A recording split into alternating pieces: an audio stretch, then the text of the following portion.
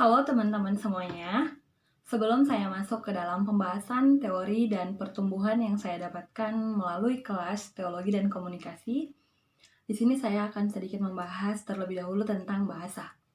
Bahasa adalah segala sesuatu sikap yang kita tampilkan untuk berkomunikasi dengan sesama manusia dan juga terhadap segala isi alam. Maka dengan bahasa, manusia berkomunikasi dengan makhluk alam semesta. Berpikir dalam sebuah bahasa juga adalah sangat penting, karena berpikir akan sangat mempengaruhi hati. Dan ketika kita berpikir, maka kita akan memulai untuk berbahasa. Teori yang sangat mengena bagi saya adalah teori dari Robi Chandra dalam bukunya Teologi dan Komunikasi. Dalam bukunya ia memaparkan bahwa komunikasi dan teologi memiliki keterkaitan yang tidak dapat dipisahkan. Teologi dikatakan sangat dekat dengan bahasa, dan bahasa memungkinkan manusia untuk berkomunikasi dan berteologi secara sistematis dan juga efektif. Dalam hal ini, dikatakan bahwa Allah dengan segala ciptaannya dapat terhubungkan karena Allah telah lebih dulu berkomunikasi dengan umatnya. Juga dikatakan bahwa Kristus sebagai pusat komunikasi perdamaian. Bahasa yang kita gunakan untuk berkomunikasi menjadi wadah manusia dalam usahanya untuk mencari yang transenden. Komunikasi dan teologi juga memuat aspek relasi baik kepada Sang Pencipta maupun relasi dengan sesama manusia. Selama proses pembelajaran 1 semester, semua materi cukup sangat menarik dan sangat penting. Dari penjelasan Kak Iki selaku ibu dosen, hal yang paling menarik bagi saya adalah bahwa pesan Allah hanya supaya mengasihi kita. Itulah satu-satunya pesan dari Allah, bahwa Ia mencintai aku, kamu, dan kita semua tanpa terkecuali. Allah yang mencintai kita baik dalam suka maupun duka, bahkan dalam setiap lika-liku kehidupan, pesannya adalah Ia mencintai kita.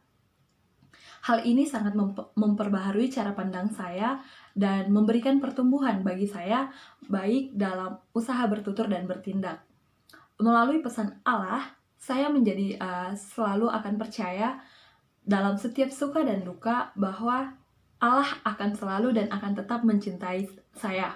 Dan sebagaimana Allah telah lebih dulu mengasihi dan mencintai saya sebagaimana adanya, maka saya juga harus mencintai dan mengasihi sesamaku manusia, bahkan alam sebagai ciptaannya. Melalui kelas juga saya selalu berusaha untuk berkomunikasi dengan baik, dengan olah pikir, olah rasa, baik dalam berbahasa dan dalam media, berkomunikasi dimanapun dan kapanpun, bahkan terhadap siapapun saya berkomunikasi.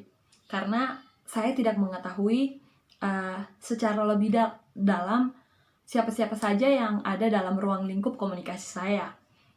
Bagaimana pola pikir mereka, dan semampu mungkin untuk mengusahakan komunikasi yang baik.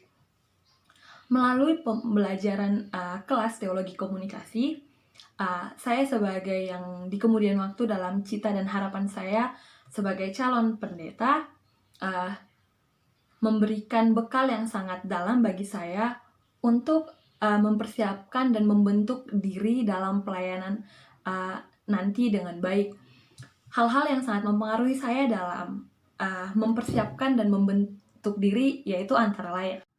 Yang pertama adalah menyadari bahwa berbahasa dan berkomunikasi tidak hanya terjalin antar sesama manusia yang normal atau tanpa cacat fisik ataupun jiwa. Akan tetapi komunikasi juga harus terjalin dan terlaksana antara kita terhadap mereka yang mengalami gangguan jiwa, mereka yang mengalami gangguan mental, saudara kita yang disabilitas, karena Allah terhadap manusia dan juga sebaliknya juga terhadap alam dan setiap makhluk lainnya. Pengetahuan ini sangat membangun bekal bagi saya dalam mempersiapkan diri sebagai calon pemimpin gereja, di mana nantinya saya dalam berbahasa dan berkomunikasi dalam gereja harus memperhatikan dan memperdulikan serta mengasihi mereka yang disabilitas, mengalami gangguan mental, gangguan jiwa, bagaimana membangun komunikasi yang baik bagi mereka yang adalah korban ketidakadilan gender dan korban kekerasan seksual. Sebagaimana saya nantinya menjadi calon pelayan Tuhan dalam gereja, itu akan sangat berdampak dan akan sangat mempengaruhi jemaat saya. Yang kedua, dalam proses perjalanan menuju calon pendeta, materi kelas mendidik dan membimbing bagaimana selayaknya sebagai calon pendeta berbahasa, berkomunikasi, dan bertindak yang baik. Mengusahakan pola pikir yang terolah dengan baik dimulai dari saat ini hingga nanti menjadi calon pendeta agar terwujud dan tercipta buah yang baik dan bukan buah yang menyakiti hati sesama. Dan juga agar setiap usaha kita berkomunikasi dengan baik terhadap orang lain, orang lain juga dapat belajar berkomunikasi yang baik dari apa yang telah kita perbuat, sehingga kita dapat menjadi teladan dalam kehidupan kita sehari-hari.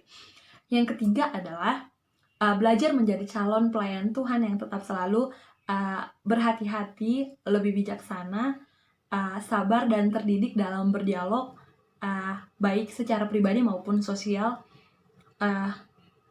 baik itu dengan orang yang kita kenal maupun dengan orang yang tidak kita kenal, juga terhadap diri sendiri. Karena sebagaimana saya adalah hasil dari apa yang saya ucapkan tiap harinya.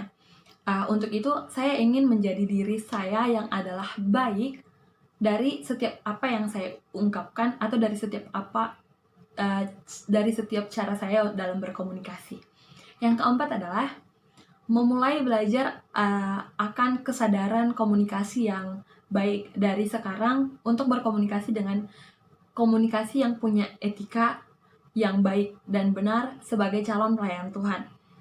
Baik dalam media sosial, bagaimana berpakaian yang selayaknya adalah hamba Tuhan, atau tidak menjadi seorang calon pelayan yang dengan kebebasan yang sebebasnya. Bukan berbicara tentang bagaimana kita adalah generasi yang ada saat ini, tetapi bagaimana saya harus mampu menjadi teladan bagi lingkungan saya, bagi rekan sepelayanan saya nantinya, dan bagi jemaat-jemaat saya nantinya. Yang kelima adalah pemahaman saya terbaharui melalui penjelasan oleh ibu dosen terkait komunikasi dan bencana, bahwa alam sebagai salah satu alam bukan sebagai bentuk komunikasi atau bentuk teguran dari Allah, tetapi karena bencana alam bukan bersumber dari Allah.